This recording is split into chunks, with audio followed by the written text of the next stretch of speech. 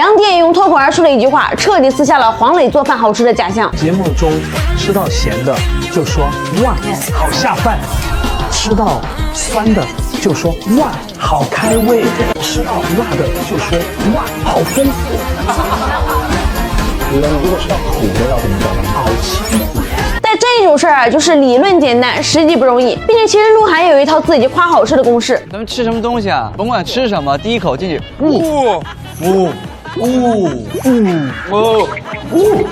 甭管好不好吃，你可以说这怎么这么难吃？谢谢，我这就一般，先卖个关子。结果真遇到华纳出，还不得是老老实实的暴露演技啊？演员想要突破演技，也不用上什么演技综艺了，吃一顿黄磊做的饭就行了。有黄磊和何炅联合打磨，可谓是导师级的磨练。众所周知，演技差的 Angelababy 吃起黄磊做的饭，把他夸得天上有地上无的。